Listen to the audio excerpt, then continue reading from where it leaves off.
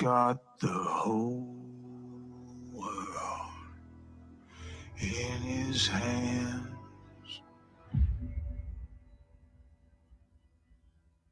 He's got the whole wide world in his hands.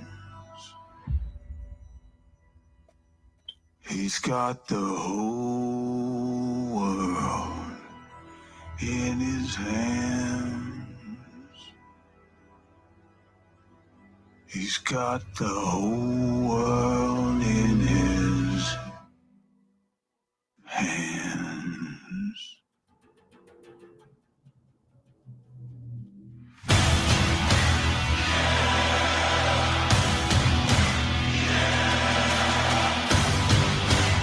Yeah.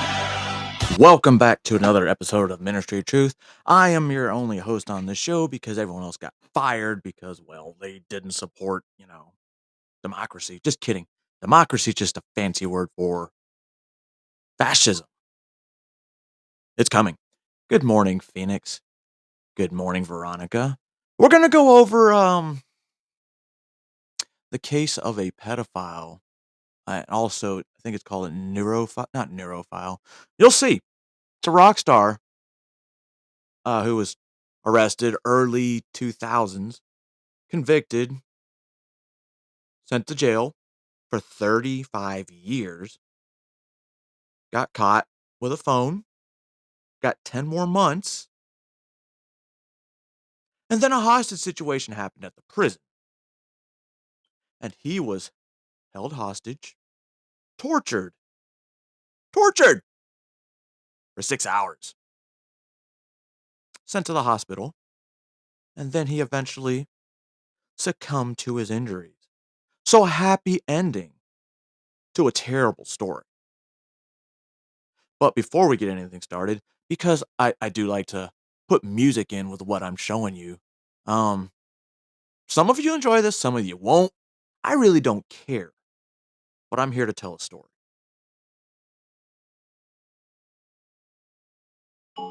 A lot of people, when they hear the term pedophile, they automatically assume that it means a sex offender. And that isn't true, and it leads to a lot of misconceptions about attractions toward minors. Oh man, y'all are pedophiles.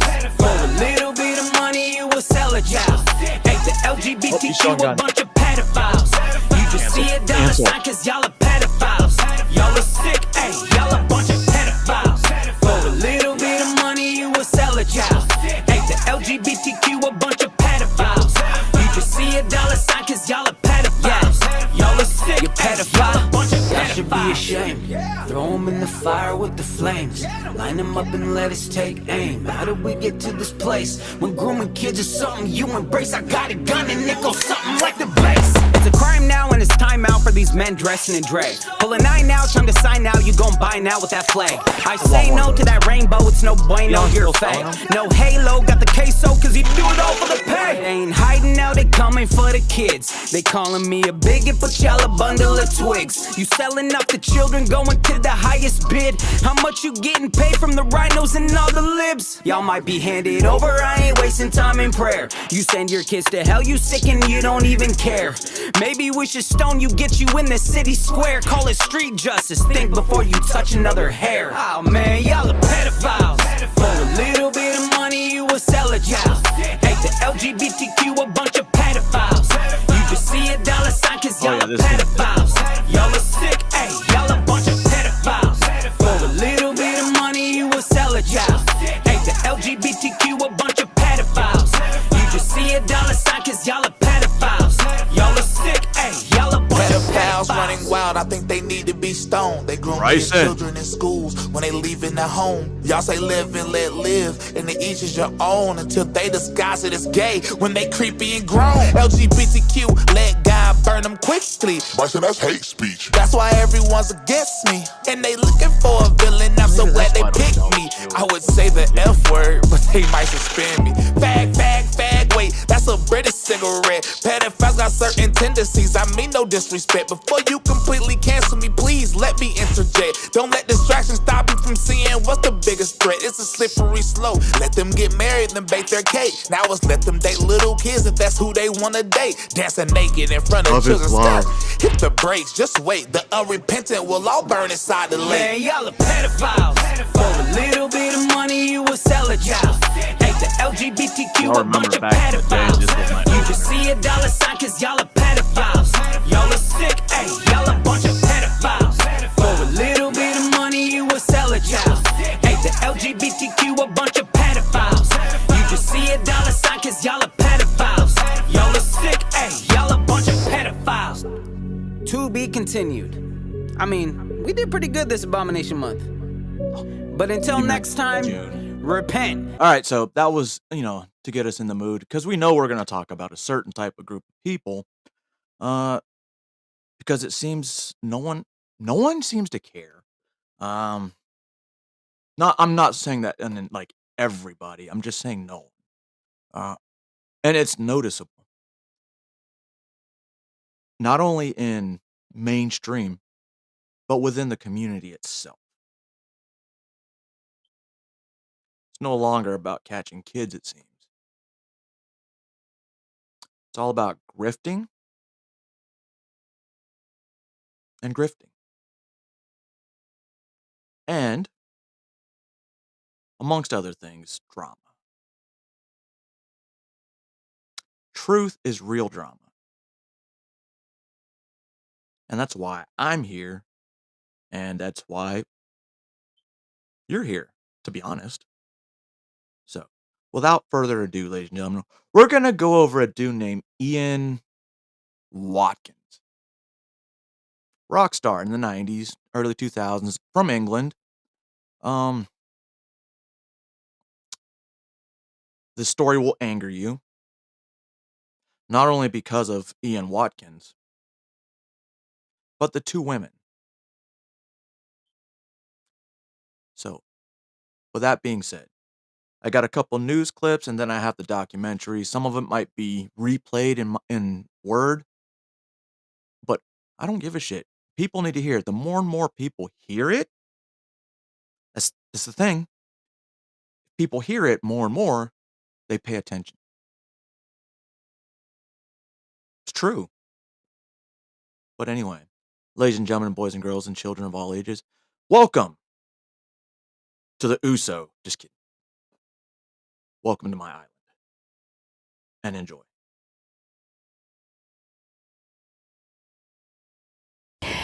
Now, the former lead singer with the Welsh rock group Lost Prophets has pleaded guilty to a string of sex offences, including the attempted rape of a baby. Cardiff Crown Court heard that Ian Watkins was seen on video abusing a child and that he'd spoken of plans to get a baby hooked on hard drugs by blowing crystal meth smoke into its face. Our Home Affairs correspondent Andy Davies has this report, and just to warn you, some of the details are extremely disturbing. I'm going to throw it straight up in front, everybody.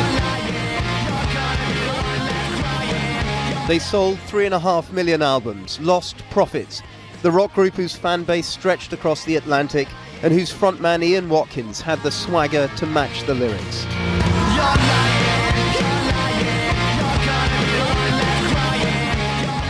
In court today... While we read all of this. So, I was watching some of the documentaries, trying to listen at the same time as watching someone else's, Matt. I forgot what I was going to say. Holy shit. He was barely audible, offering guilty pleas to a series of horrific sexual offences, including the attempted rape of a boy who was just 11 months old.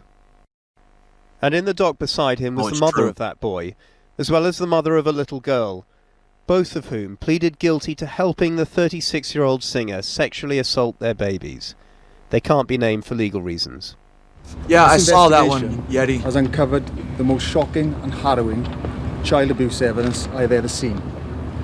There is no doubt in my mind that Ian Watkins has exploited his celebrity status in order to abuse young children. The attempted rape happened at this London hotel last April. His mother, who's from Yorkshire, took him there for Watkins to abuse, and he filmed it. The own mother. At the singer's home in Pontypridd, the police, with the help of GCHQ accessing his passwords, found more images of severe child abuse on his computers and phones, as well as a stream of highly distressing text exchanges between Watkins and the two women. It's going to go more into this later, but how can any parent do that to their own child? Sorry. It is the old dude from Waukesha would say, it just boggles my mind. I can't remember his name right now, guys. It's Maui Wowie. The exchanges contain grotesque and often sadistic references about what they'd like to do to the children, including talk at one point of teaching one of the babies how to take drugs. Much of the detail is simply too horrific to report. Ian Watkins was a determined paedophile, said the prosecution today. South Wales police declared they'd worked tirelessly to seek out any other victims. But did they miss previous warnings about Watkins? 4 other forces had passed on information, and now the police watchdog is investigating whether South Wales police should have acted sooner. Ian Watkins and the 2 women will be sentenced next... Oh, you mean law enforcement kind of knew? Law enforcement kind of knew? Sound familiar? ...next month. Andy Davis, Channel 4 News, Cardiff Crown Court.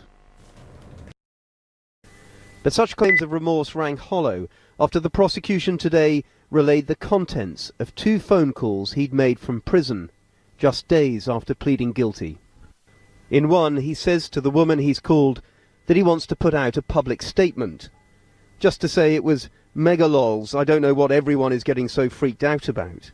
Lols is often construed as meaning laugh out loud. Mega lols, a phrase used by his band while they were touring. Exactly, Yeti. When the woman suggested that she wasn't sure that this was the right statement, he replied, "No, it's just lols now." He sat at the end of the dock in silence, hair neatly styled, the suit 3-piece. And along from him the 2 mothers, heads bowed, one sentenced to 14 years in prison, the other 17 years. That was 14, not 40. 14 years, 17 years for allowing a fucking pedophile to rape their baby and film it.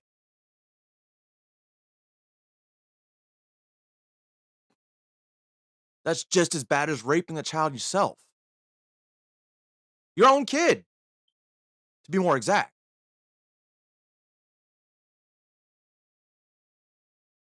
Can't be named to protect their children's identities. It's not possible, said the judge, to assess what psychological harm those children will suffer from such a betrayal. Earlier, barristers for the 2 women offered their brief portraits. There was the young mother who, it was claimed, allowed herself to be taken into the darkest of places, desperate to keep Watkins the man whom she'd become infatuated with.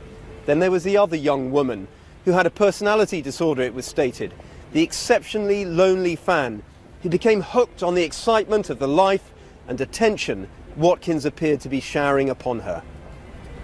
Should Ian Watkins have been stopped before getting to these women and their children is now proving an increasingly awkward question for South Wales Police and others. Last night, a former partner of Watkins told us she reported him at least 8 times over 4 years to various forces before his arrest. And today, the police watchdog, the IPCC, confirmed they'd now identified as many as 5 forces who since 2009 had passed on information about Watkins to South Wales Police. We know that the public has key questions about whether... He was reported 5 fucking times. And they just, ignored it until it was too late. This man could have been brought to justice earlier. We have those questions as well. And we will robustly and rigorously and thoroughly investigate till we get to the bottom of it. As Watkins was driven away from court today, South Wales Police announced they're now liaising with other forces across the United States and Germany, trying to trace any other victims. But they know one day they'll have to explain publicly what really happened when those earlier reports about this man were being made. Well, Andy Davis is in Cardiff now in pretty appalling weather. Andy, where now for the investigation? Well, this investigation, Jackie, appears to be widening all the time. South Wales Police are convinced that there are other victims of Ian Watkins out there. Remember, this is a man who, with his group, the Lost Prophets, toured extensively. So he had a very extensive and young fan base to exploit. We've learned today that there are a number of forces in the UK who are involved in this investigation. The agency is involved. It takes me a while. Well, no, I'm sorry about that. We lost Andy Davis precisely because of that weather, I suspect. But I think you got the gist of what he was saying. We're joined now from Cardiff by Janet Pickles, Head of Child Protection Advice and Support at the NSPCC. And this does seem to have been an absolutely extreme case. This is not the sort of thing you normally come across, right? Even in cases of child abuse. It is rare. It's celebrity, and that gives it a lot of media coverage. But what we know from young people is that 1 in 20 is sexually assaulted at some point in their lives. And that's quite a powerful number. If you think about a small city such as Cardiff, there are 200 young people going through the sexual assault centre in the city every year. So if you extrapolate that across the UK, it's significant numbers. And we know that sex offenders, paedophiles, are prolific, but he has certainly heightened the profile. But the really utterly shocking thing here was the tender age of the youngest of his victims. Well, no child is safe from a paedophile, and that's why we all have to be vigilant. It's about young people, children and young people, being able to talk to family members, professionals, teachers. And what we know from when we talk to young people is that they don't tell anyone. They're very scared to tell anyone. They're very scared to tell teachers. They're very scared to tell their friends in case they then fall out with their friends and it gets spread around. But these were babies, and it was about the extended family. It was about those other people who should love and care for those children because their mothers failed to do so and failed to protect them.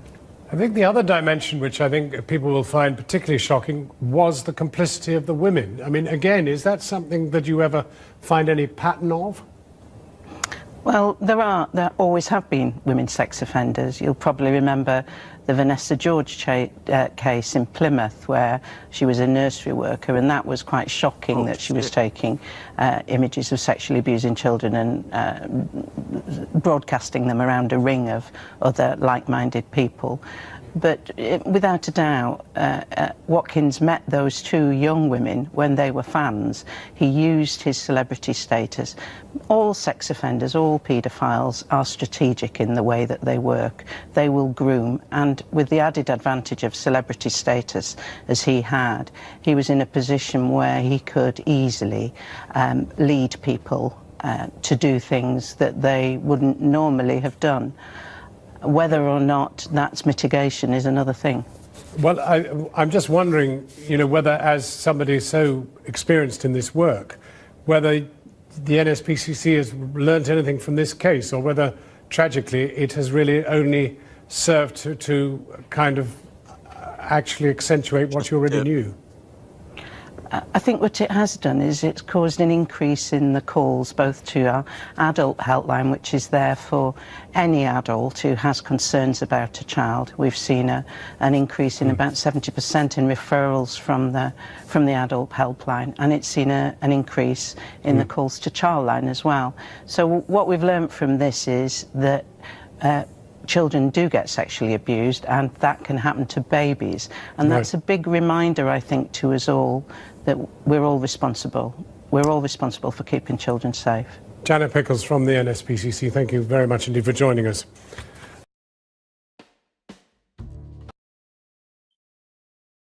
Years before... Oh, shit. All right, I don't know if this guy's going to copyright me yet, but if he does, I'll just stop his video, and I got another one in backup already waiting. So, without further ado, this is the documentary. There's probably some sensitive stuff they're going to discuss, so if you're not stomached enough for that, then I would recommend leaving, but I already broke it in pretty much at the beginning. So, let's do this. One day, and having the entire world at your fingertips. Everyone you encounter knows you and loves you. Your closest friends are also your colleagues, employed only to make sure that you have everything that you could ever want. They are paid to keep you happy and know that their lives revolve entirely around you. You are the center of their universe, in the universe of thousands of people you've never even met. The biggest and most expensive brands in the world are begging you to work with them, and paying you millions to post one photo in their apparel. You get fan mail every day from people begging you to sleep with them, telling you they'd do anything for you, and they mean it. And all because you can sing. That's what it's like being a celebrity. Doors open up to you that would normally be closed for other people. People treat you like a god, just because you can do something slightly better than they can. But what would you do if you... Rock stars. That's their life. It's pretty much done. A lot of them do it. People who tour with rock bands, who claim to have slept with thousands of women.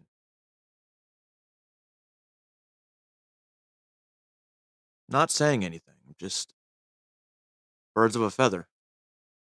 You knew that you could do anything, what kind of person would you be? If you knew that you could commit any crime, hurt anyone, destroy any life, and not face the repercussions, would you do it? Just because you could? Or would you keep your morals and stay grounded in reality? We all like to think we would stay the same and not let the fame get to our heads. But how true is that? With the amount of stories like the one we are going to be going over today, the odds aren't in your favor. Welcome back to Dreading. Today we are going to talk about a man who, after achieving a level of fame that most of us will never know, went on to use that fame to abuse countless women and children, sometimes with their parents' consent and encouragement, all because no one wanted to tell him no. Today we will be talking about Ian Watkins. Upon researching Ian's early life, it is striking how absolutely ordinary it is. His life wasn't one of hardship or tragedy. He wasn't deeply abused or tormented growing up. In fact, it was quite the opposite. So much so that there are very few interviews or articles that mention his youth at all, even from before his crimes. Ian was born into an incredibly loving family, with a mother who adored him. His biological father, Ronald D.J. Watkins, passed away early in Ian's life. However, the loss of his father did little to damper Ian's upbringing. His mother met and married John Davies, a Baptist minister, who would raise Ian as his own. Their lives were comfortable, and Ian never knew struggle that he or anyone in his life attested to. He excelled in school, becoming an honor student and getting some of the highest marks in his class. He was also incredibly popular, specifically with women. His friend and bandmate, Mike Lewis, would go on to say how Ian was always surrounded by a posse of young girls, all vying for his affections, and how Ian seemed to know just what to say to get them wrapped around his fingers, something he witnessed from when they were young until he was charged with his crimes. Throughout his high school years, Ian became obsessed with the idea of becoming a famous musician. He loved rock, specifically the American punk rock scene. He would talk to his friends about the bands he was interested in, and how one day he too would be in a band that was big enough to break America and the world. His first attempt at this was in 1991, when he was 14. He and Lewis made a thrash metal band called Aftermath. Ian and his mates would spend all their time coming up with their own songs in a shed in his backyard, provided by his loving stepfather. But no one in the band, save for Ian, seemed dedicated to making it big. So after 2 years together, and 2 live shows, they broke up. But Ian didn't let the breakup deter his dreams. He then formed another band, this time with another future bandmate, Lee Gaze, called Fleshbind. The band began to get more recognition, and seemed to be on the verge of blowing up, but unfortunately, their lead singer left the band, leaving them in a bind. According to Ian and Lee, the band went a bit weird, with a fair amount of infighting and disagreements. After a couple of weeks, they decided to leave Fleshbind together in order to pursue their own dreams. It was then when Ian, Lee, and Mike created the band Lost Prophets, originally spelled with 2 Z's. Ian was also in another band, public disturbance, but quickly left when he realized the potential that Lost Prophets had. They started playing shows across all of Wales, and from there they grew to the point where they could tour the entire UK with no issue. As the band toured, they began to gain some recognition, with multiple music-related publishers reviewing them positively and driving more attention to their live shows. In the span of 2 years, the band had gained a substantial amount, driving to gain some recognition, with multiple music-related publishers reviewing them positively. See that? So this music video, same music video he's filming, adult women in bikinis, I mean, right?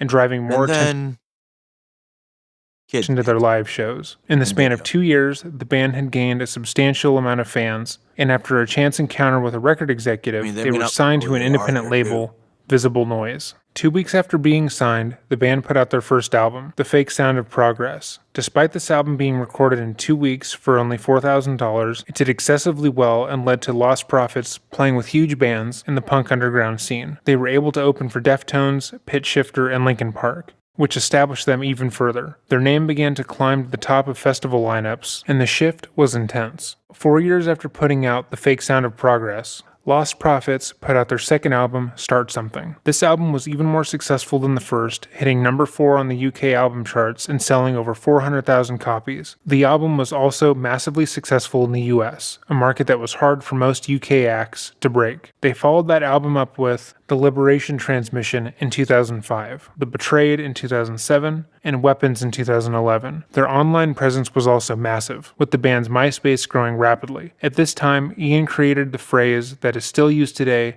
megalols, which appeared on their merch. However, during the last 3 album cycles, Ian's life had taken a turn, where he had always boasted about being straight edge and maintaining a purely sober lifestyle. Over the last 7 years of touring and making music, he had seemingly abandoned all of his morals, choosing instead to make it a point to use his fame to hurt others and to abuse as many people as he possibly could. Oh, look, Ian made it a open very big secret, point to be straight edge, condemning the use of drugs and drinking, because he felt it would hinder his ability to perform. He wanted to do the best job he could, and he would often say that he needed to be at peak performance to do so. However, after they put out their second album, Start Something, that all changed. His bandmates have been fairly quiet about their experiences with Ian since his conviction, but they all did claim that after their second album, he began using hard drugs, like cocaine and crystal meth. In an interview with The Perp Online, Stuart Richardson, the band's bassist, went so far as to describe how little the band could stand Ian when he was using, and how they had to distance themselves from him. It is clear to see that he does this in order to deny culpability that he or his bandmates knew what was happening, but nonetheless is important to notate. So he was under the influence? And that's okay? Is that what they were saying?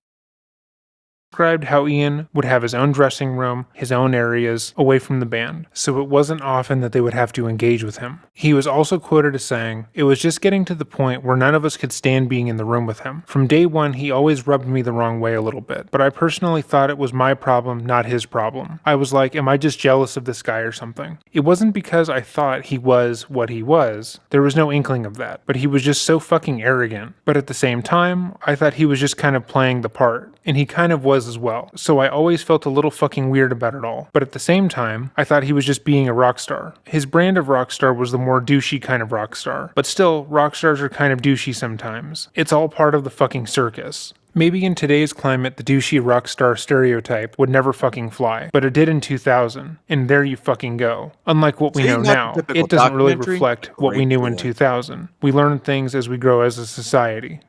Oh, fucking Copernicus, thanks. Every member of the band maintains that the only illegal activity they witnessed was Ian's drug use, something that they actively tried to put a stop to.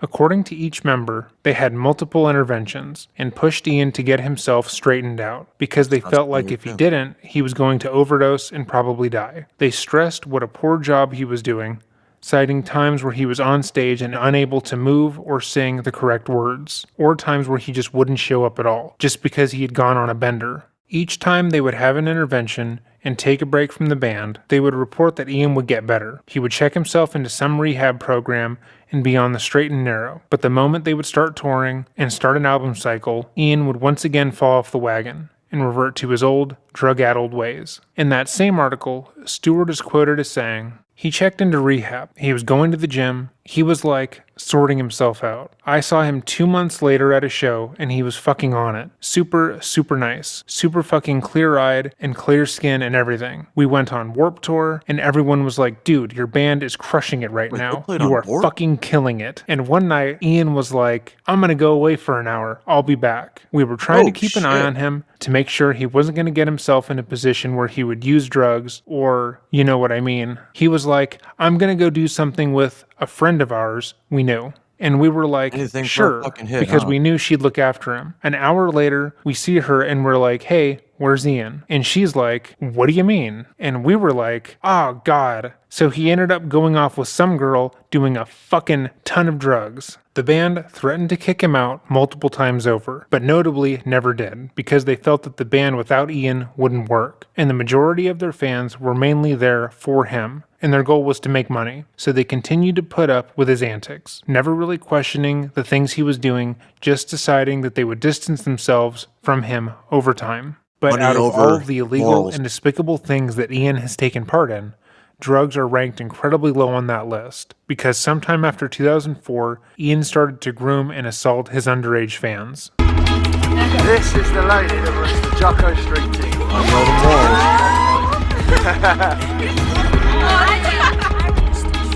You run a Spoo Street team? You got Spoo, Jocko.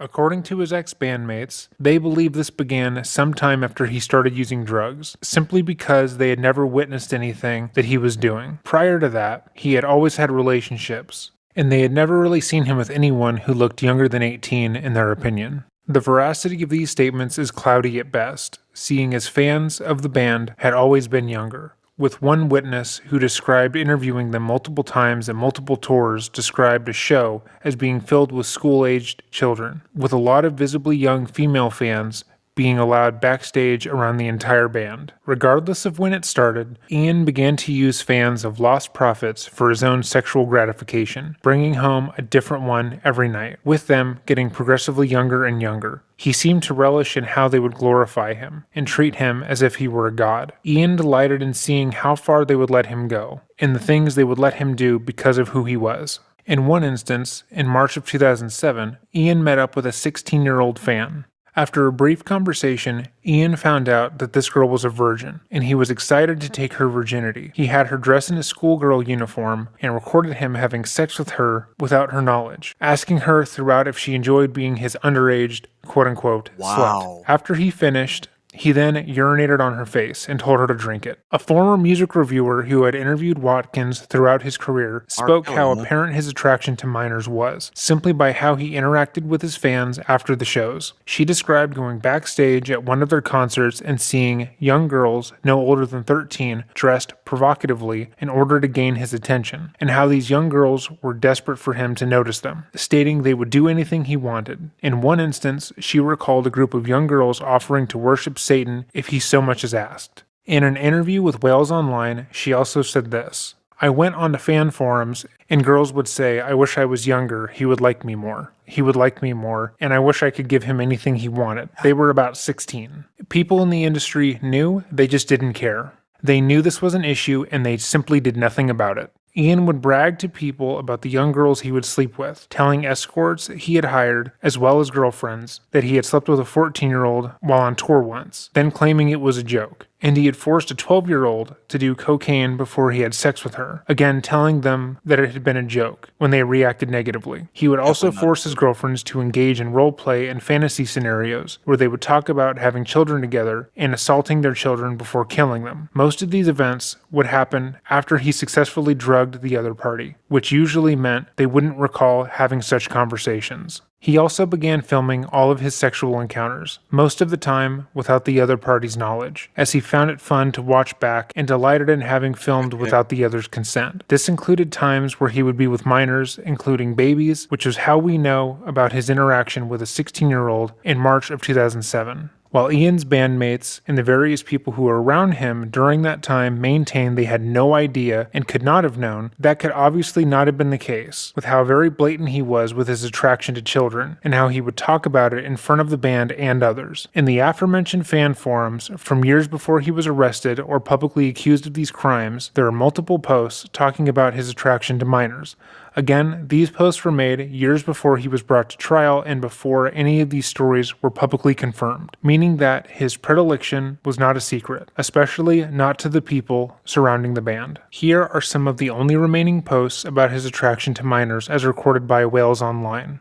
Quote, "It's all true about him molesting kids. This poor excuse for a man disgusts me now. I used to know him and I'm ashamed to say, love him, till I found out the truth about him. If more of us came forward, we'd get this pedo where he belongs, away from kids for good. He used to frighten me with his talk about what he wants to do to babies, not just baby girls, baby boys too. I wish I'd done something when I had the chance. Boys or girls, Ian pays his sluts to let him fuck their kids. He even takes pics and vids of these kids. The stuff about him messing with kids is true too. Anyone he goes with who has kids, he's either done stuff to them or tried to. It happened to a friend, but he scared her into not doing anything about it because of the other illegal things they'd done together.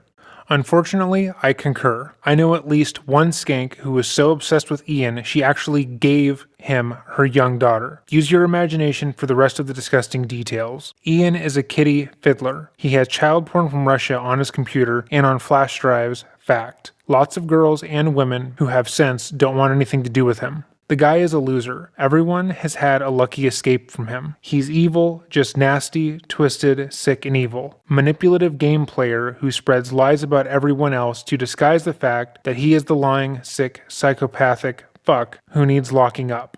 Unfortunately, all the statements about mothers pimping their children out to Ian were true and were confirmed to have happened in 2 cases at the very least. But with the amount of touring Ian did across the globe and the amount of women who were utterly devoted to him, the real number of victims and people affected is most likely far greater than we expect.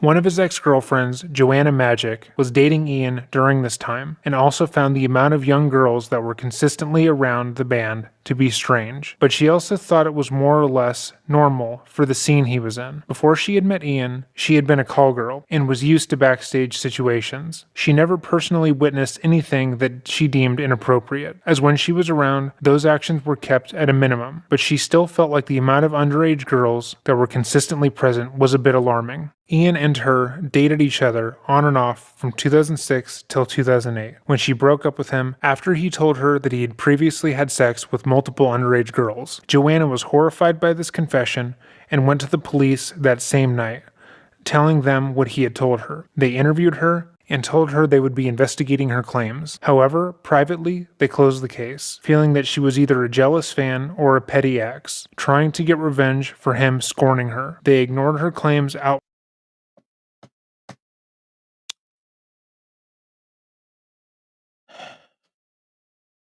Makes you wonder, since they closed the case, did they actually do any investigation? Or were they like, I don't want to deal with this. This never happened.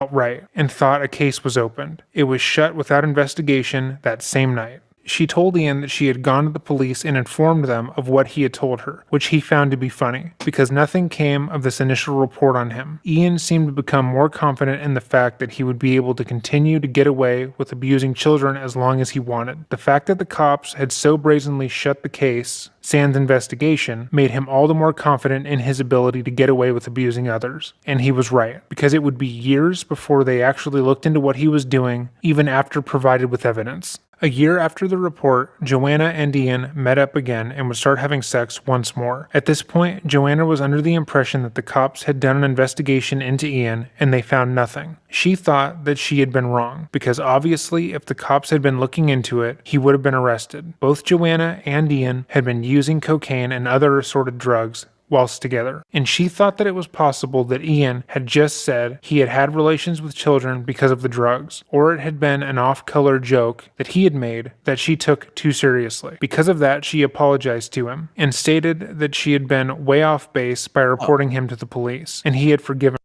her. As far as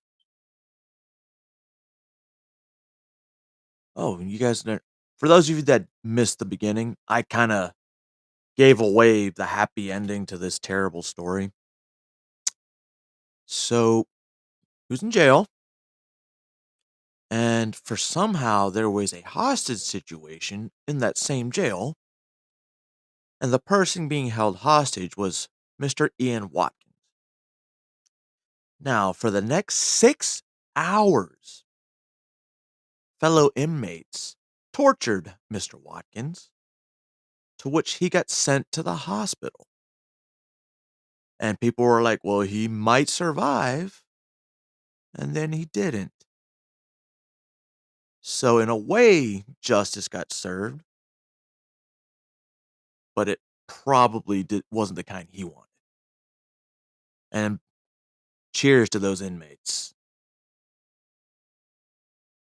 Her, finding her report to be funny. 2 weeks after reconnecting, Ian showed her a video of a child being sexually abused as well as photos of a separate child being assaulted. It was only then when she realized that she hadn't been wrong. Ian was actually a pedophile, and she had been right on reporting him when she had. The material he presented to her caused her to get ill, and she immediately went to the police once more, this time with her computer and her phone. She reported him as a pedophile and explained that he had sent her real images and videos of children being abused, but the cops refused to so much as examine her devices. They turned her away, stating once again she was an obsessed fan or a stalker and was determined to hurt his reputation. She then tried to get in contact with Ian's mother, Elaine Davies. She wrote to her, letting her know about her son's actions, This guy the things he had sent her, the cops probably would have been all over that, and the things he was currently doing while on tour. Elaine brushed off the letter, and Joanna was accused of harassment once again. She was then taken in by the police for questioning. Oddly enough, they thought her claiming he was a pedophile was more worthy of condemnation and investigation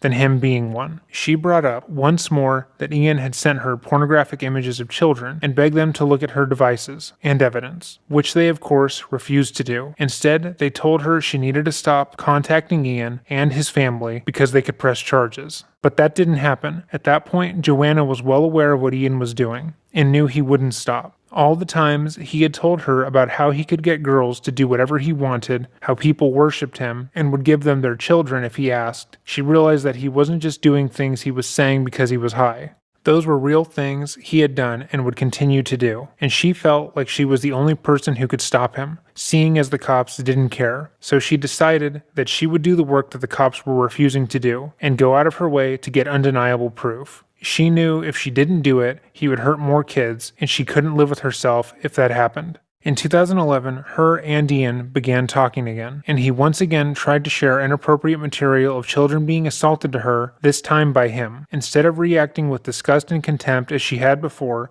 Joanna went along with it, saying she was intrigued. She did so to gain his trust, to get him to reveal more of what he had done to her, and so she could get more evidence to stop him from doing this to anyone else. He began to send her more and more material, and she archived it. After a short while, she sent an email to the Association of Chief Police Officers, talking about what Ian was doing, specifically noting that he was raping one particular child on a very regular basis, with his mother's approval and help. In the email, she stated, "I've gained his trust by agreeing to a lot of disgusting things to get whatever is needed to bring him to justice. However, nothing was done at this time either." And she was once again going to be brushed off by the police. It's unclear if the email was ever read at all.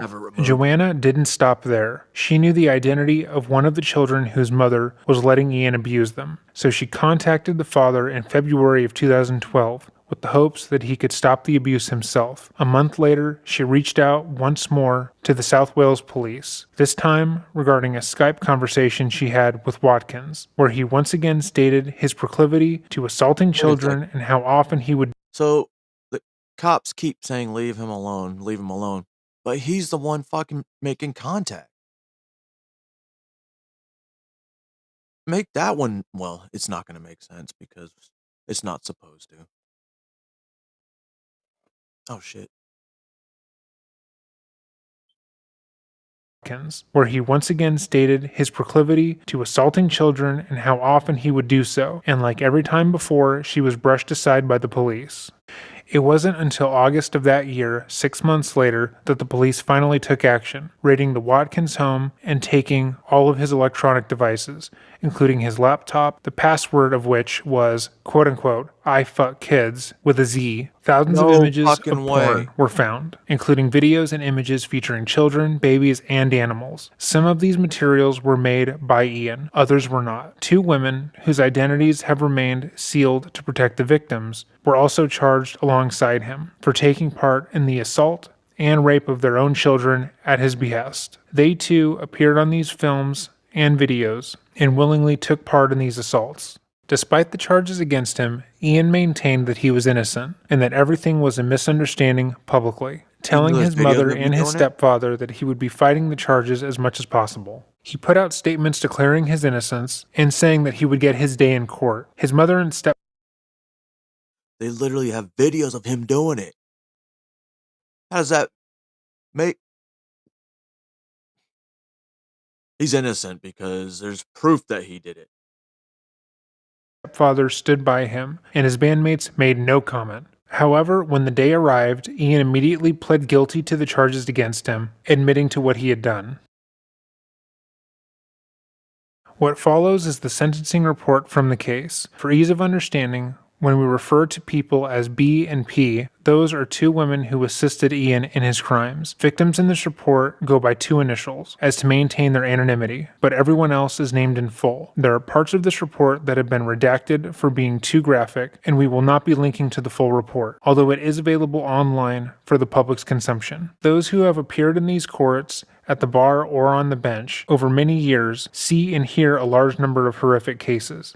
This case, however, breaks new ground. Any decent person looking at and listening to the material here will experience shock, revulsion, anger, and incredulity. What you 3 did plumbed new depths of depravity. You, Watkins, achieved fame and success as a lead singer of Lost Prophets. You had many fawning fans. These fans gave you power. You knew you could use that power to induce young female fans to help satisfy your apparently insatiable lust and take part in the sexual abuse of their young children. Away from the highlights of your public performances lay a dark and sinister side. What is the background? Count 18 dates back to March 2007. You met TT after a Lost Prophets concert when she was a 16-year-old virgin. The prospect of taking her virginity excited you. You got her to dress in a schoolgirl's outfit, and you videoed her and you having oral, vaginal, and anal sex. You asked her whether she enjoyed being your underage slut. At the end, you urinated on her face and told her to drink it. That gives some insight into your attitude to young females at that time, over 5 years before the counts relating to B and P.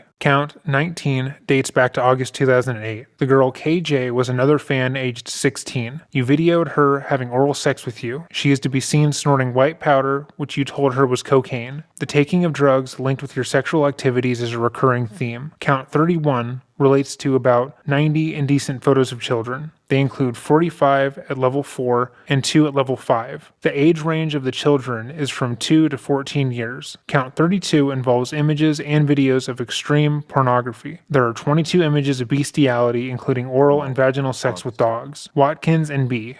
You, B, were only 19 when you met Watkins in late 2011. The communications between the 2 of you in March and April 2012 are seriously disturbing. That you were manipulated by Watkins may be obvious, but you were a mother, your infant was only 10 months old. A mother naturally loves, protects, shields, nurtures, and cherishes. Your infant would have trusted you implicitly. You totally betrayed that trust. So what did you do? You had detailed discussions with Watkins about the sexual acts to which the 2 of you were going to subject your infant. You told the police you met up with Watkins at the Copthorne Hotel in Cardiff. On the 21st of March, Watkins says, "Come down this weekend and we can fuck him up again." You text back saying, "Tell me if you want to get your dick in our boy." You had previously referred to getting your boy high on ice, i.e. methamphetamine. This is what led you up to the session at the K West Hotel in London on the night of the 2nd and 3rd of April, recorded on the video. What did you do? You presented your baby to him so he could try to rape him. You can be heard and seen encouraging him. Could there be a greater betrayal? And then what did you do? The planning and graphic detail are bad enough. The videoing of what you were both doing is an aggravating factor. The enjoyment from what you can be seen to derive from what you were doing is both sickening and incomprehensible. What happened after this? On the 24th of May, you send Watkins a message saying the boy is ready to be abused. On the 2nd of August, his message is, quote, "To be honest though, I think we have gone easy on him so far. Time to teach him and make him learn to love it." The evidence indicates that you met at the Maldron Hotel in Cardiff. Then on the 9th of November, you sent Watkins a photo of you licking your son's penis. Counts 4 to 7 relate to this. In all, it is a dreadful catalog of abuse of a previously innocent boy to satisfy your own interest and lust. Watkins and P. You, P, were a little older than B. You are now 24. Your communications with Watkins start in August 2012. It is not long before the communication turned to child sex abuse. There was talk. I don't hit women. These are not women. These are not mothers in my eyes. Tell you right now, I would fucking murder them. Myself.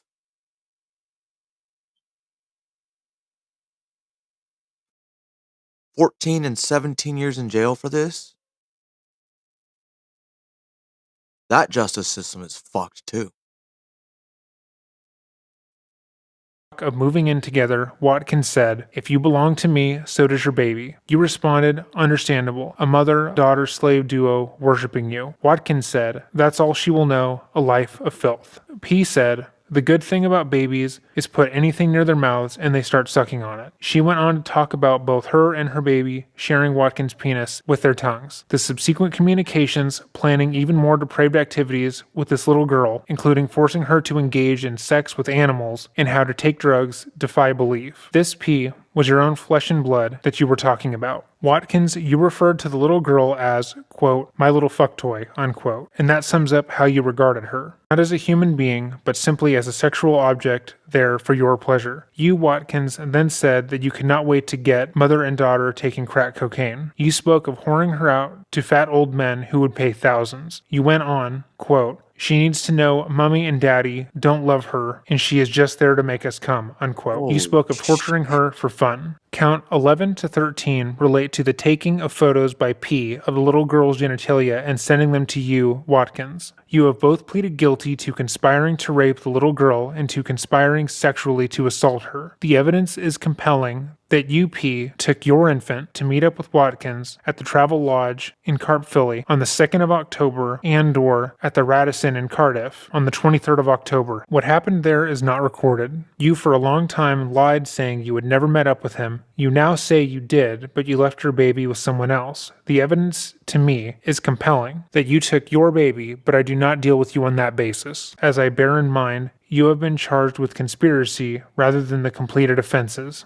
Let there be no mistake, however, this plea means you accept that the two of you agreed that the little girl should be raped by Watkins, and you both intended that that should take place. You, Watkins, initiated and orchestrated the appalling abuse, but you, P, betrayed your daughter for your own selfish ends. First, Watkins, you spoke to the author of your desire to shock and your craving to push sexual boundaries. This craving was fueled by your use of cocaine and methamphetamine, which increased your sexual aggression. You spoke of not knowing to what extremes you would have gone to but for your arrest. It is difficult to imagine anything much worse. The author concludes, quote, "Mr. Watkins presents a high risk of causing serious sexual, physical, emotional, and psychological harm to children, both male and female, and to women, specifically his female sexual partners," unquote. The author also says, quote, "It is also my assessment that the child victims in this case appear to be coincidental to his need to dominate and to test out the extent of which his sexual partners would collude and participate in his sexual interests," unquote. Psychiatric report. Miss O'Neill told me on the last occasion they had a psychiatric report but needed updating in the light of the changes in plea. There has been put before me a short report from Dr. Huckle prepared after visits to Watkins in September and October. It refers to a report by a psychologist, S. Van Soyek. It does not deal with the issue of dangerousness, and Miss O'Neill specifically does not ask for any adjournment to obtain further such evidence. I bear in mind a number of factors. 1. The facts of these offenses against these babies are enormously serious.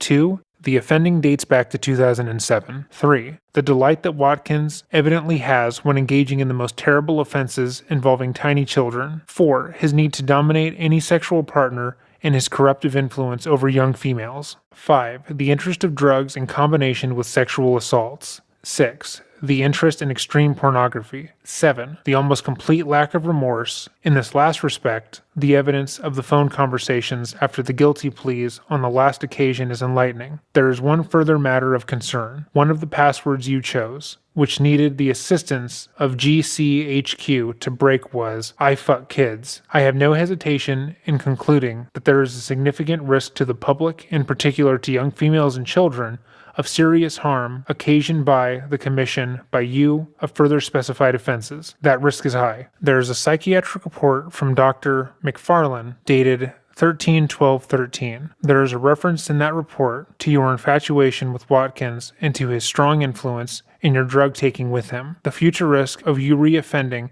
in similar fashion is assessed as medium. It is not considered that you were suffering from mental illness at the material time. The author's assessment is that you pose a high risk of causing serious harm. The specific risk would be failure to protect children from others and sexual abuse by you. It is said, however, that you appear genuinely devastated for the harm you have caused your child and how his future will be affected. P. I have read the report from clinical psychologist Dr. Kress, dated the 1st of December 2013. That was prepared at a time when you were still protesting your innocence of these offenses. There is an addendum dated the 17th of December. The psychologist concluded that you have a mixed personality disorder. She also considered it likely that you used your daughter as a tool to secure Watkins' acceptance of you. She considered that in the long term, you would benefit from an opportunity to engage in psychological interventions targeting your personality disorder and sexual offending. The risk of you reoffending in a similar manner is assessed as relatively low. The assessment given is that you pose a medium risk of harm to children based on your current behavior and the fact that you no longer have access to your own child, who is most at risk. Mitigation.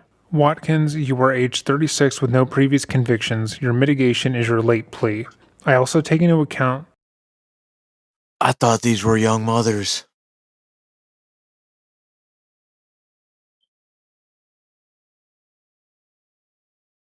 These mothers were like in their mid-20s. That through your offenses over the last 6 years, you have lost a valued position within your group. I also take note of the letters written on your behalf from those who know a different side of you. B. You are aged 21. You have one previous conviction from an offense of fraud for which you have received a suspended sentence. Apart from that, you are of good character. Your principal mitigation is the fact that you pleaded guilty at the first reasonable opportunity. There appears to be genuine remorse. P. You are aged 25 and are of previous good character. You have the mitigation of a late plea. There are signs of remorse. You, B, and you, P, will hopefully mature and on your eventual release will steer clear of the corrupting influence of the likes of your Watkins. I consider that in your case B and your case P, I can treat you as falling just short of the threshold necessary for dangerousness, and determinate sentences are appropriate. With Watkins, that is not the case. The sentencing guidelines factors indicating greater culpability are the planning and its graphic detail, the deliberate targeting of a vulnerable victim, the commission of the offenses by two people acting together, the abuse of trust in the cases of B and P, the abuse of power in the case of Watkins, the commission of offenses whilst under the influence of drugs. Factors indicating greater harm are the fact that a baby is particularly vulnerable in the case of Watkins, more than one victim, repeated assaults on the same victim, additional degradation through taking photos or videos as part of the offending. What is the position in relation to any harm suffered by these babies? While it is right to say there is no evidence of any residual physical harm, it is not possible to say what the psychological harm may have been suffered or may be suffered in the future. As is pointed out in paragraph 2.10 of the PSR for B, given his very young age, it is unclear what effect the abuse would have had on him. However, this child is likely to have lifelong psychological difficulties coming to terms with the enormity of what has happened to him. Despite him being placed in long-term foster care, he will eventually eventually learn the truth of his childhood and the abuse he was subjected to, the effects of which are significant, and we cannot and should not underestimate the effect this will have on him for the rest of his life. The statement from those who are now responsible for his care is very telling in this context. One obvious immediate consequence is that they will be deprived of the love and care of their natural mother. There is, however, disturbing evidence in respect of your daughter, P. When her hair was analyzed, it showed that she has been exposed to methamphetamine. It is said on behalf of P that she was only exposed to methamphetamine when in company with Watkins, but it is urged that P might have gone back to her baby and somehow exposed her to it. It is not an issue which requires determination. For rape of a child under 13, where there is abuse of trust or more than one offender acting together, the suggested range is 11 to 17 years with a starting point of 13 years. The same applies to assault by penetration of a child under 13. The guideline recognizes that starting points and ranges are not rigid and that the circumstances of a particular case may justify going outside the guideline. This is a case where, in my judgment, such departure would be justified. That is because of the horrific nature of the offenses involving these babies and the other factors in respect of culpability and harm of which I have referred.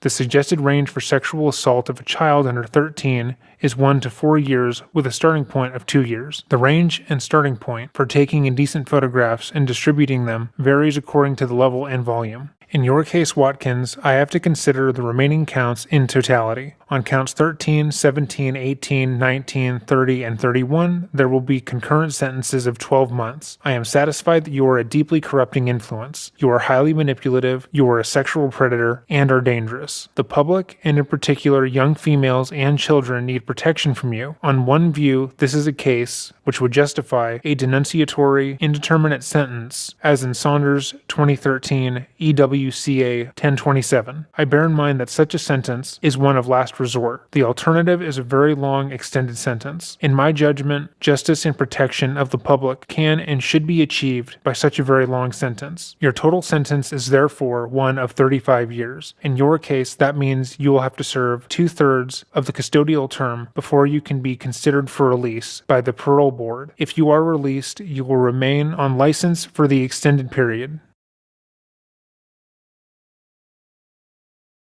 I guess that means registry. So, Mark, just remind us about this case. Well, it was a truly shocking case. Here we had a global rock star adored by millions who privately was carrying out the most appalling abuse. In fact, in the end, it was a drugs raid that led to his arrest, but really drugs offences were the very least of it. I remember being at his first court appearance in Magistrates Court, and what we didn't know then, but we do know I keep my minors off camera. now is that there was this timeline of nearly 4 years of opportunities missed by police to get him in the dock rather sooner and to end what the judge who finally sentenced him to 29 years in jail called behaviour that was plumbing the depths of depravity. There were clanging alarm bells surrounding Ian Watkins. This IPCC report today highlights the fact that for so long the police turned a deaf ear to them. So tell us more about these complaints. How many were there and what were they saying? Well, I've got a copy of the report here, and it pinpoints what it calls major shortcomings in terms of the police investigation, if you can call it that, certainly for over a 4-year period into Ian Watkins. The main complainant was Joanne Majelix. Now, she went to police repeatedly. First of all, in 2008, she took, said on her mobile phone, she had a message from Ian Watkins saying he wanted to abuse children. Now, the report finds the police didn't look at that phone. They simply didn't believe Joanne Majelix. They didn't think she was a credible witness. But in fact, there were 6 people who went to police with concerns about Ian Watkins, and this report finds that there were 8 reports, there were 3 intelligence logs, but actually 0 interviews with Ian Watkins. He wasn't arrested over that period, he wasn't questioned, he wasn't asked what he thought about the allegations. Let's hear now from the commissioner who compiled today's report. Bias, whether unconscious or conscious, has no place in modern policing. When someone comes forward with such a serious allegation, or indeed any allegation or report, it really shouldn't matter what they look like, who they are, what their lifestyle is, what they do. What's really important is what are they saying. And it's really important that's taken seriously and that some investigative work is done to see if there's any independent evidence to corroborate what they're saying. So, Marks, what has been the police response to this?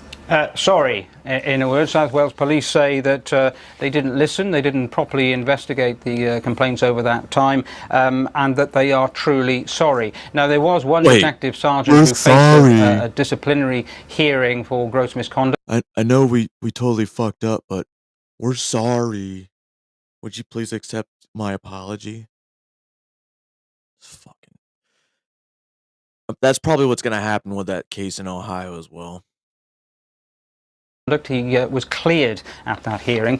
Separately from this, there was also an IPCC report that came out last week into South Yorkshire Police, and that report criticised their inaction in terms of investigating Ian Watkins, because Joanne Majelix went to them too. And that report found that there were 3 officers who would have faced disciplinary action at South Yorkshire. They would have, except that they've since retired, so they can't. And just going back to this report into South Wales Police, I'm just looking at the timeline of events, the summary of the complaint about to the Ian Watkins, because Joanne Majelix went to them too. And that report found that there were 3 officers who would have faced disciplinary action at South Yorkshire. They would have, except that they've since retired, so they can't. And just going back to this report into South Wales Police, I'm just looking at the timeline of events, the summary of the complaint about him, and it says on various points, no action taken, no action taken, no action taken.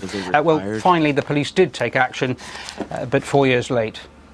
Mark, thank you for updating us on that. Well, we can now speak to Michael Walkine QC. He defended Joanne Majelix. Thank you ever so much for coming in. I know that Joanne didn't feel well enough to come and talk to us today, but I know you've spoken to her about this report. What's her reaction to it?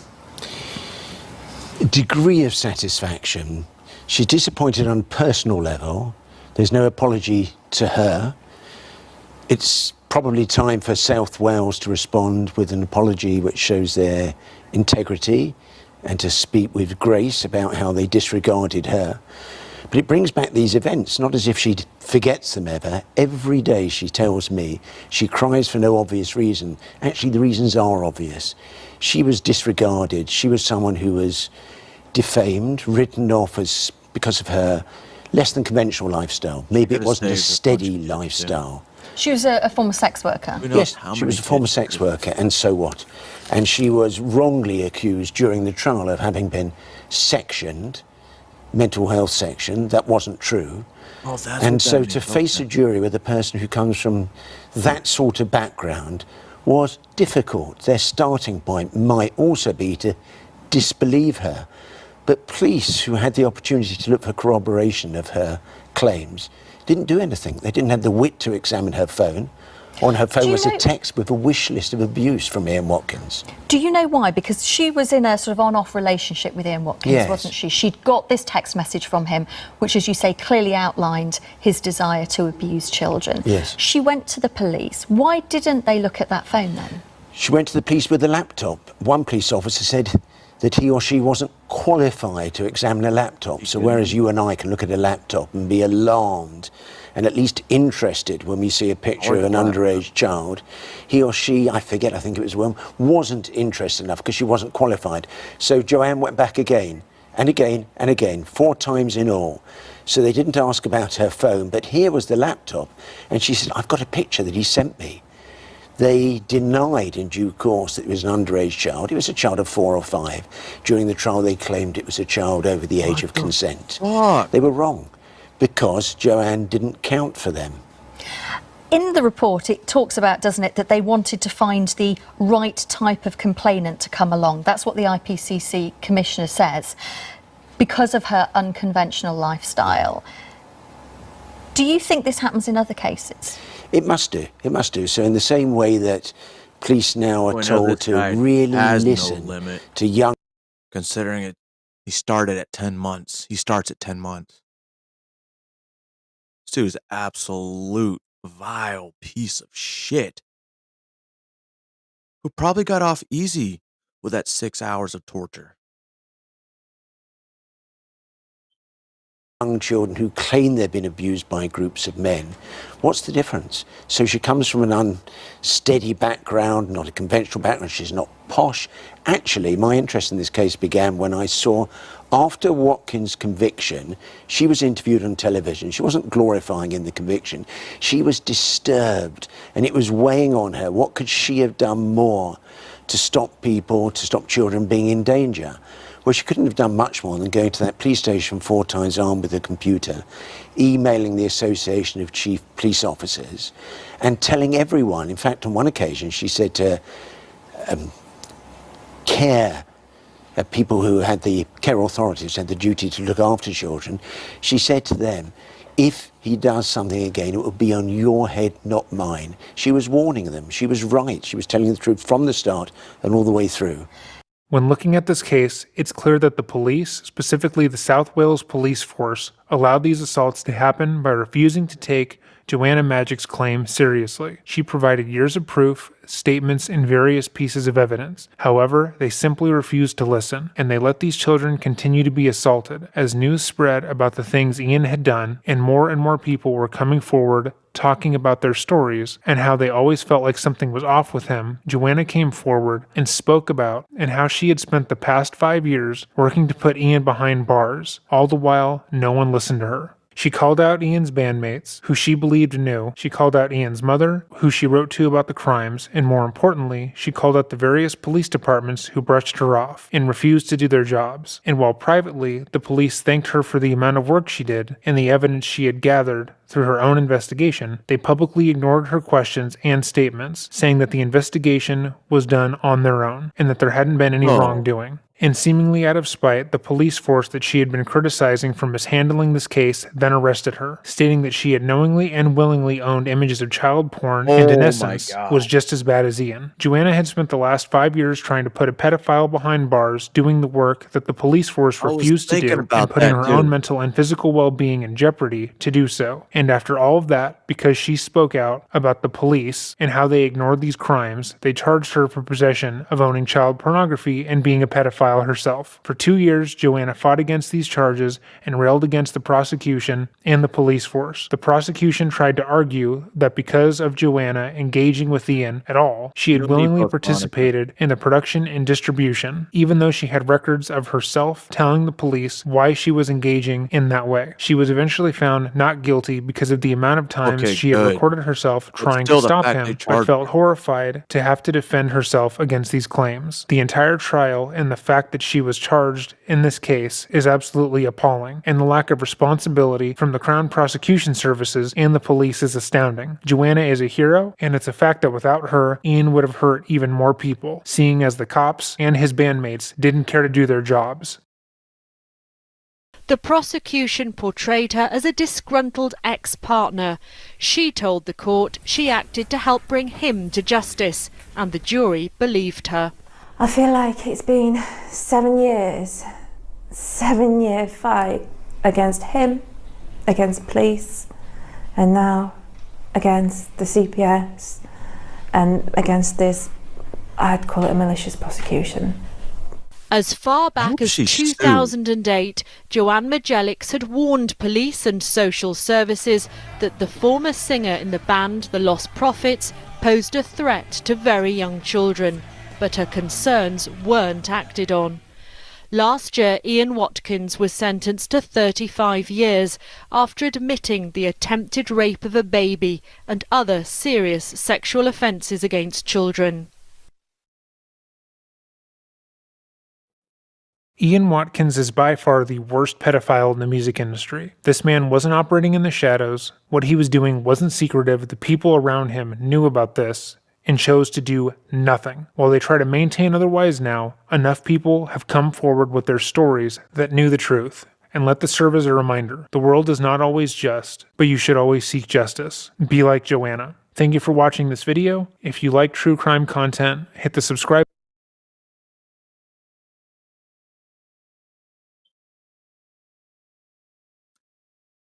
Like I said, the best part about it was that they actually didn't go over it. 6 hours of torture, stabbed, and then he died. Happy ending of sorts. I knew they were going to charge her with CP. As soon as he said laptop and that she had the images, I'm like, they're going to turn it around to get her. And they did. Luckily, she had a good lawyer. I still would have sued the shit out of that police department. That DA. But the fact that those 3 cops that took those reports and closed those cases the same time after she left, they should have been held responsible as well. Oh, but they retired. Okay. So they knowingly helped a pedophile take their retirement, take their pension. Obviously, they didn't want to protect and serve. Just like that case in Ohio went over a couple days ago.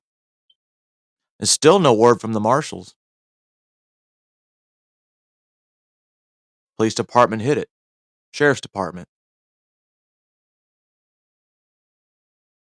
Law enforcement's not there to protect the kids. Teachers are not there to protect the kids. And as you see, parents aren't there to protect their infants.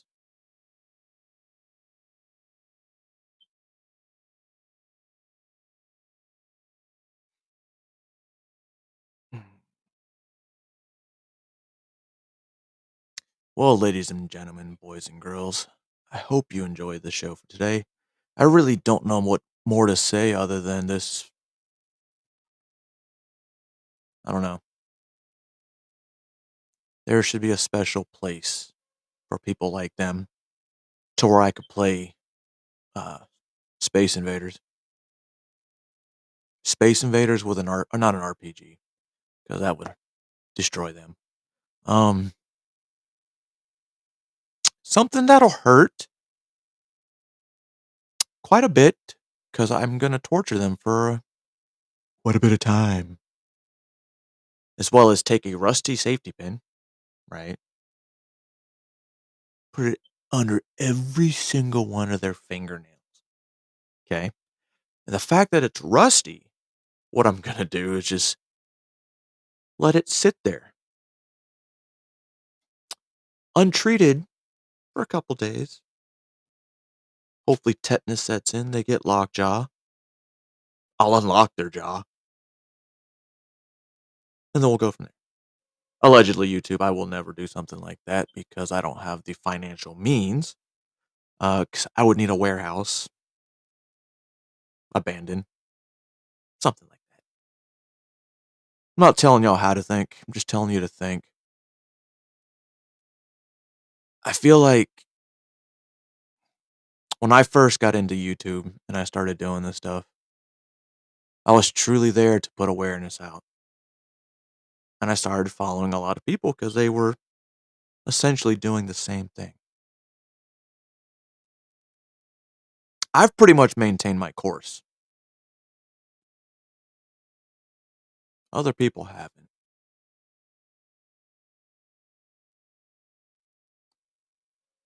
Got to get back to the basics, ladies and gentlemen.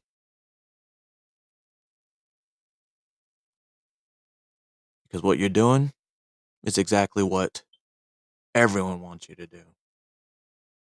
Divide and conquer.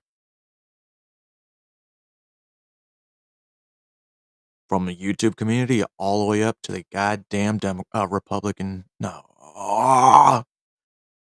elected officials. But it's enough of me talking. Even though, a lot of you just hear to like my voice. It's like ASMR, in which, you know what? This is a war on religion. This is a war on the children. They give you the cure with the sickness. This is a war on tradition. This is a war on religion. This is a war on the children. They give you the cure with the sickness. This is a war. This is a war.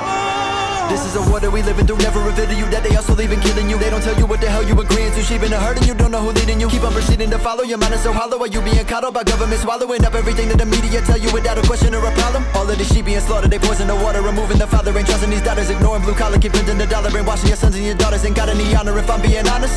I just ain't picking this side, but I'm gonna ride for my freedom and die for my freedom and question the government lies. A lot on my mind, it's so little time. Gotta think all of us needing a sign. The devil he hides, an ego and pride. They selling, they paying the price. God won't give you more than you can handle. Government should be dismantled. Every politician got a scandal. Prepare for the war, we going to battle. This is a war on religion. This is a war on the children. They give you the cure with the sickness. This is a war on tradition. This is a war on religion. This is a war on the children. They give you the cure with the sickness. This is a war. This is a war. I'd rather be red pill, get killed, than ignorant living and meet that still. Don't stand up for something, you falling for nothing. Don't wait till the world that we know fall ill. This is the revelation of our generation, losing civilization. I'm the Terminator, just to liberate us with our dedication. For the Terminator, fuck your medication. The administration can alienate us or exterminate us. I'll just keep on praying for your salvation. You are outdated, society becoming outrageous. Keep your house painted for the firstborn. The angel of death in its worst form. We being scorned, look out for their horns. Remember this isn't their first war. They coming prepared, so just be aware. They do not want to hear none of your prayers. This is a war, they ain't playing fair. They feed off your fear, they wanting you scared. Death and despair, it's all in the air. Just be aware, you think I care? The more that you know, the more that it's clear. This is a war, it's already here. This is a war on religion. This is a war on the children. They give you the cure with the sickness. This is a war on tradition. This is a war on religion. This is a war on the children. They give you the cure with the sickness. This is a war. This is a war. Home of the slave, till the crickets make a sound. Where's the bold and the brave? We all have to stand our ground. Home of the slave, till the crickets make a sound. Where's the bold and the brave? We all have to stand our ground.